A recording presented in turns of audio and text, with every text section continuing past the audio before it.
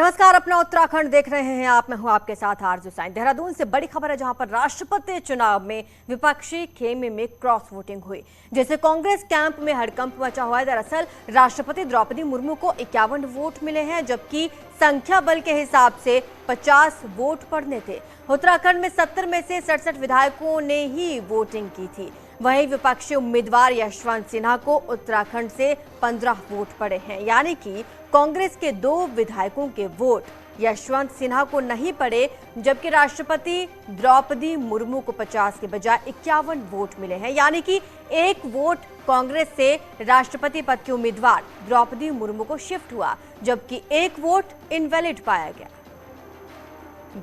बड़ी खबर आपको बता रहे हैं इस वक्त हम उत्तराखंड की। वहीं ज्यादा जानकारी हमारे संवाददाता सुनील नवप्रभात हमें देंगे। सुनील, इस वक्त तो कांग्रेस खेमे में हड़कंप मचा होगा और यही आपस में चर्चा होगी कि कौन है कांग्रेस का जयचंद।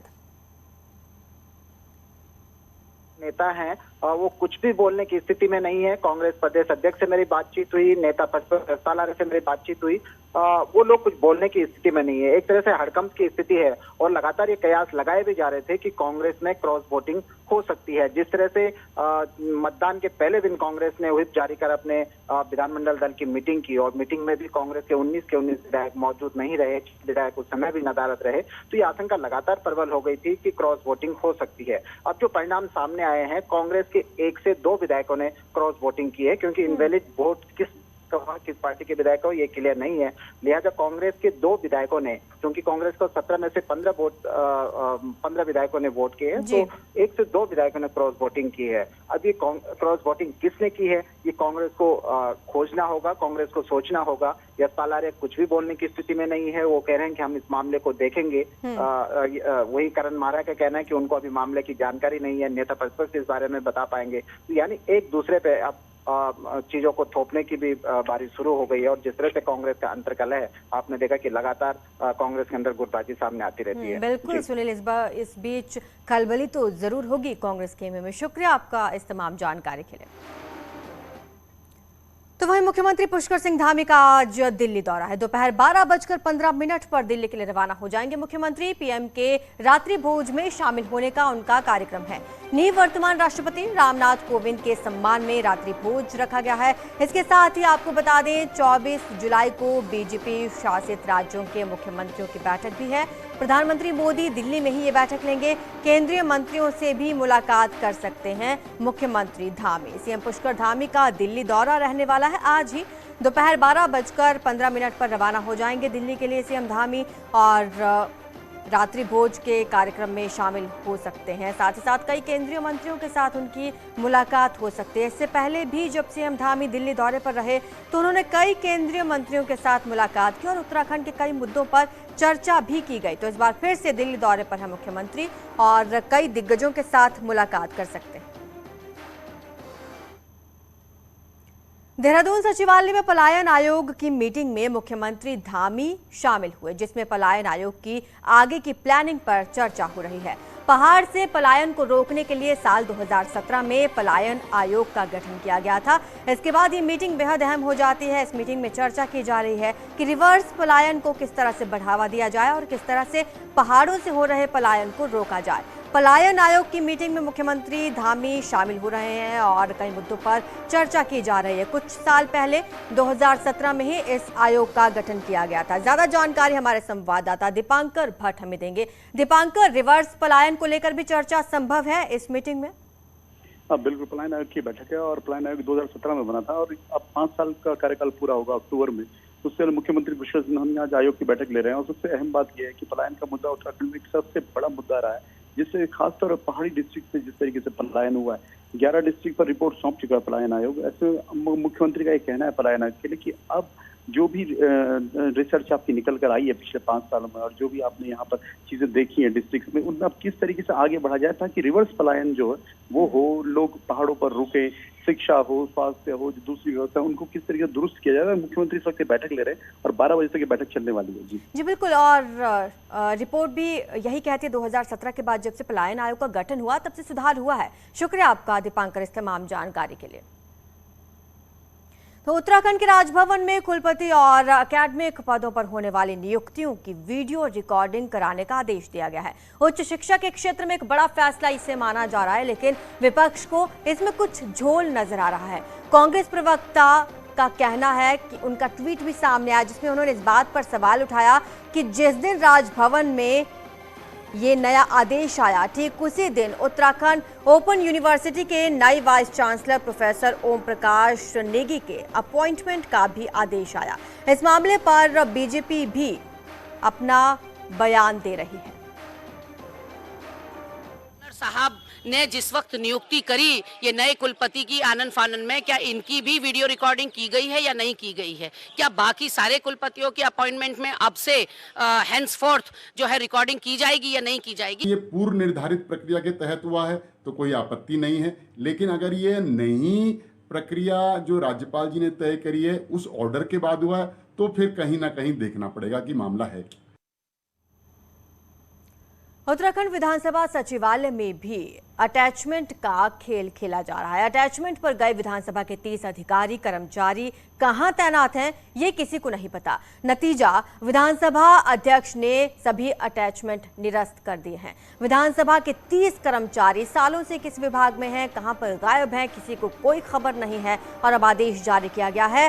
खजान धामी, शोभा उनियाल, हृदय विशाल समेत कुछ कर्मचारी सीएम ऑफिस में अटैच थे, लेकिन दोबारा सीएम बनते ही इनका अटैचमेंट निरस्त कर दिया गया। लेकिन तब से ये लोग गायब हैं। अब स्पीकर कड़े एक्शन की तैयारी में।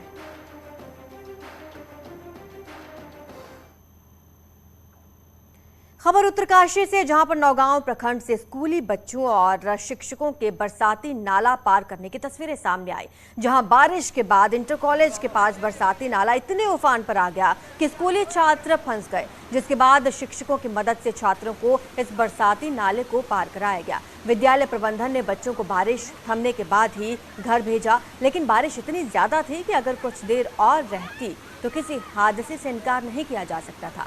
तस्वीरें आप देखिए, यहाँ पर एक्सक्लूसिव विजुअल्स आप देख रहे हैं किस तरह से बच्चों को इस खतरनाक उफनते नाले को पार कराया जा रहा है। शिक्षकों ने स्कूली बच्चों को ये नाला पार कराया।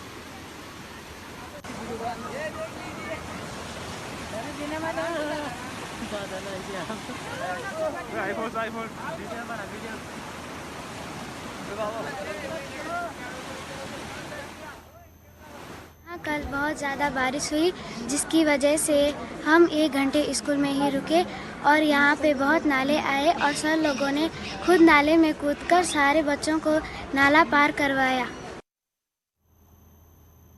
रुद्रप्रयाग सिरोबगढ़ बद्रीनाथ एनएच को आखिरकार खोल दिया गया। देर रात से ही बारिश हो रही थी, जिसके बाद लगातार वहां पर पत्थर गिर रहे थे, बोल्डर गिर रहे थे और मलबा आने से ये सड़क बंद हो गई थी। हालांकि अब इसे खोल दिया गया है। नेशनल हाईवे खुलने से यात्रियों ने अब जाकर राहत की सांस ली है। तस्वीरें आपके सामने हैं। लगातार बद्रीनाथ यात्रा पर आ रहे हैं यात्री, लेकिन कई बार बीच में ये एनएच बंद हो जा रहा है, जिसके चलते यात्रियों को परेशानी का सामना करना पड़ा। लेकिन सिरोबगढ़ के पास जब ये सड़क बाधित हुई, उसके बाद लगातार टीमें वहां पर जुट गई काम में और आखिरकार इस सड़क को खोल दिया गया है।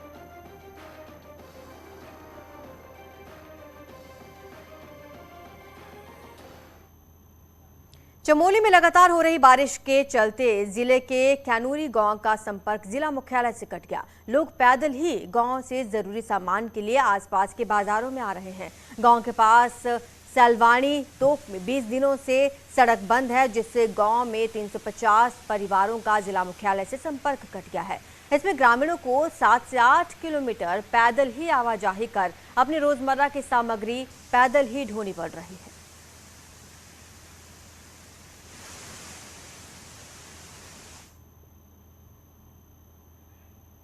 नैनीताल में हाईकोर्ट की फटकार के बाद अब नैनीताल जिला प्रशासन एक्टिव मोड पर आ गया है। शहर में तत्काल सीवर को झील में जाने से रोकने के लिए 88 लाख रुपए जिला प्रशासन ने जारी कर दिए हैं। साथ ही नई सीवर लाइन बिछाने के लिए भी करीब 3 करोड़ की योजना शासन को भेजी गई है। आपको बता दें, नैनीताल झील में 30 से 40 स्थानों से सीवर लगातार झील में आ रहा था और हाईकोर्ट की फटकार लगी तो कोर्ट ने जिला प्रशासन से न सिर्फ रिपोर्ट मांगी, बल्कि sewer per day to day report बनाने को कहा और ये भी कहा कि अधिकारियों ने रोजाना किन इलाकों में निरीक्षण किया और शिकायत पर क्या कार्रवाई हुई, इसकी भी रिपोर्ट सौंपी जाए। फिलहाल अभी 3.25 करोड़ का एक एस्टिमेट बना है, वो हम लोग शासन को संदर्भित कर रहे हैं। तो शासन को प्रेषित करने के बाद जो भी धनराशि हमें मिलेगी तो उसमें ये सारी लाइनें हम लोग चेंज करेंगे। बागेश्वर के मुख्य शिक्षा अधिकारी के आदेश का गुरुवार को इसे रद्द कर दिया गया। आपको याद होगा, तिरंगा अभियान के तहत सीईओ ने एक आदेश जारी किया था। प्रदेश में यह चर्चा का विषय बना रहा था। शिक्षा विभाग के कर्मचारी और टीचर्स को 3 दिन के अंदर 230 रुपए जमा करने के निर्देश दिए गए थे। अब तिरंगा के लिए 230 रुपए जमा करने का यह फरमान मुख्य शिक्षा अधिकारी ने निरस्त कर दिया है। उसी के आलोक में सीडीओ साहब ने ये निर्देश दिए थे और हमने भी वही निर्देश दिए थे। फिर सीडीओ साहब ने फिर वो वर्कआउट करके 230 की धनराशि दी थी, वही हमने अपने आदेश में लिखी थी। बाद में फिर सीडीओ साहब ने उस आदेश को निरस्त कर दिया। उधर चमोली के हेलंग घाटी में घास लाने को लेकर हुए विवाद के मामले में अब सीएम पुष्कर धामी ने जांच के आदेश दे दिए हैं। गढ़वाल कमिश्नर मामले की जांच करेंगे। दरअसल चमोली के हेलंग घाटी में स्थानीय महिला के साथ सीआईएसएफ और पुलिस की झड़प हुई थी। महिला से घास छीनने और थाना लेकर जाने पर बवाल हुआ था। अब इस मामले की जांच के आदेश दे दिए गए। सीएम धामी ने ट्वीट किया और ट्वीट करके ये बताया कि मामले की जांच होगी, गढ़वाल कमिश्नर इस जांच को करेंगे।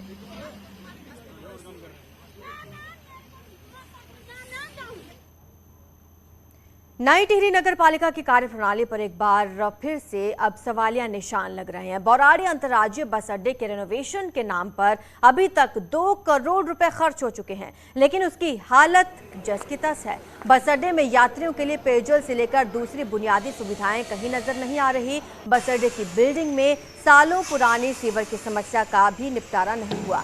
बजट को सिर्फ रंगाई पुताई के नाम पर खर्च किया जा रहा है। टिहरी विधायक ने भी मामले का संज्ञान लिया। इसको लेकर कई बार सभासद भी सवाल उठा चुके हैं।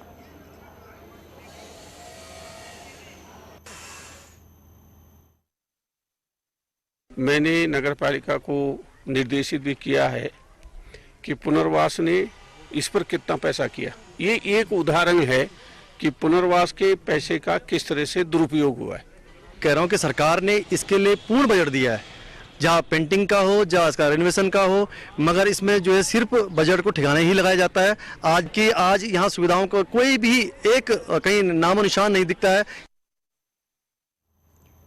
नई टिहरी शहर में इन दिनों पीने का पानी शहरवासियों के लिए परेशानी का सबब बना हुआ है। शहरवासी प्राकृतिक स्रोतों और हैंडपंप से पानी लाने को मजबूर हैं। नई टिहरी शहर और आसपास के क्षेत्र में इन दिनों जो पानी आ रहा है वो मटमैला और पीने के लायक नहीं है। जल संस्थान का कहना है कि भितौंगी पेयजल पंपिंग स्टेशन में फिल्टर मीडिया को बदला जा रहा है, जिसके चलते इन दिनों दिक्कतों का सामना करना पड़ रहा है।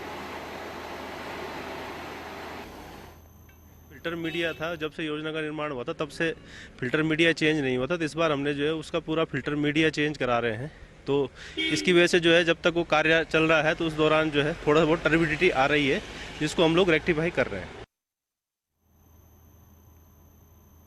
तो कांवड़ यात्रा अपने चरम पर पहुंच चुकी है और डाक कांवड़ भी शुरू हो जाएगी। वहीं इस बार मंगलौर बाईपास होकर कांवड़िए निकल रहे हैं, जिससे पुलिस प्रशासन को भी राहत मिली है। पुलिस प्रशासन ने अब बाईपास पर पुलिस बल तैनात किया है। साथ ही हाईवे को 1 वे भी किया गया ताकि कांवड़ियों के साथ साथ स्थानीय लोगों को कोई परेशानी का सामना ना करना पड़े।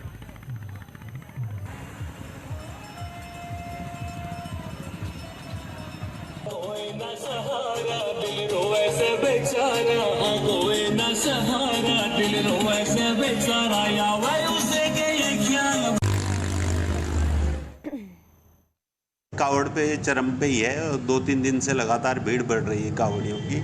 और कावड़ियों को जो है एक जो हाईवे की पटरियां हैं उस पे एक साइड का जो है हाईवे है उसे फ्री कर दिया गया कावड़ के लिए, तो उस पर टोटल कावड़ियाँ चल रहे हैं। उधर टिहरी डीएम ने कांवड़ यात्रा के चलते मुनिकीर्ति क्षेत्र में अब से 26 जुलाई तक स्कूलों को बंद रखने के निर्देश दिए। कांवड़ यात्रियों की बढ़ती संख्या के मद्देनजर और स्कूली बच्चों को किसी तरह की परेशानी ना हो और सुरक्षा व्यवस्था को देखते हुए डीएम ने सभी स्कूलों को 26 जुलाई तक बंद रखने के निर्देश दिए हैं। डीएम का कहना है कि राम झूला क्षेत्र में काफी संख्या में स्कूली बच्चे आते हैं और ऐसे में उन्हें आने जाने में दिक्कत होती है।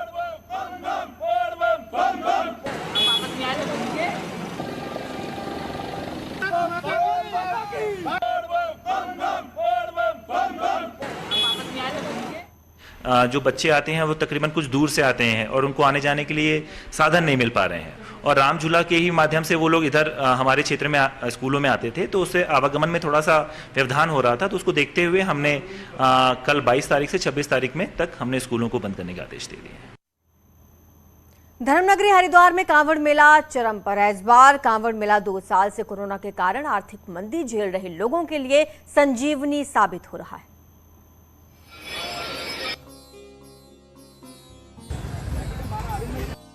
दूर दूर से कांवड़िए गंगा जल लेने धर्मनगरी हरिद्वार पहुंच रहे हैं। कांवड़ मेले से हरिद्वार के बाजार गुलजार हैं। कांवड़ मार्ग पर जगह जगह कांवड़, मूर्ति, खिलौने, कपड़े, खाने पीने और सजावट की दुकानें सजी हुई हैं। कई लोग तो हाथ में रंग बिरंगी डोरियां, सीटी, डमरू, माला और फल बेचने का काम कर रहे हैं।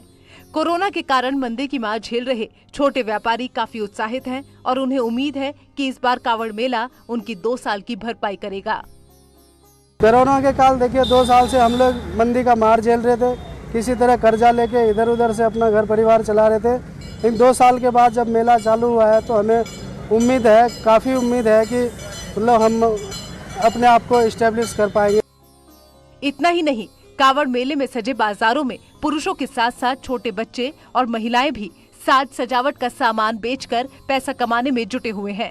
महिलाएं तो इसे भगवान शिव और मां गंगा की कृपा ही मानती हैं कि उनके आशीर्वाद से हर साल उनकी अच्छी आमदनी हो जाती है। सही है, इस समय तो माहौल बढ़िया है, अपना लगा रहे 8-10 दिन की बात और है, अपना हो जाए फिर अच्छी बात है, सबका काम धाम सही चलेगा और क्या। जो टूटे पड़े वो सब मजबूत हो जाएंगे थोड़ा।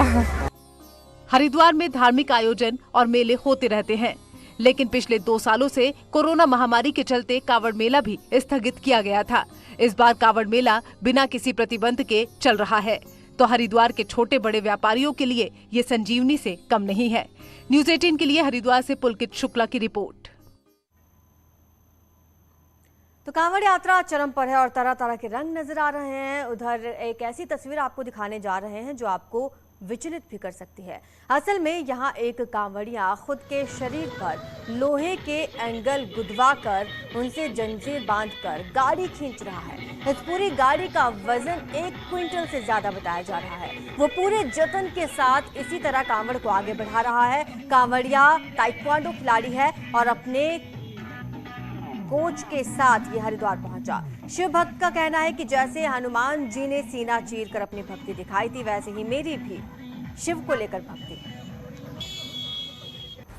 टिहरी के सुरकंडा मंदिर रोपवे की टेक्निकल जांच पूरी हो गई। अब जांच रिपोर्ट सिडकुल एजेंसी को भेजी जाएगी। एजेंसी से क्लियरेंस मिलने के बाद ही रोपवे का संचालन फिर से शुरू किया जाएगा। आपको बता दें 10 जुलाई को टेक्निकल फॉल्ट आने के चलते रोपवे करीब 30 से 35 मिनट तक बंद कर दिया गया था। इस कैबिन में ही लोग फंसे रहे थे, जिनमें टिहरी के विधायक किशोर उपाध्याय भी शामिल थे। लोगों को सुरक्षित निकालने के बाद रोपवे का संचालन बंद कर दिया गया था और इसकी टेक्निकल जांच की जा रही थी।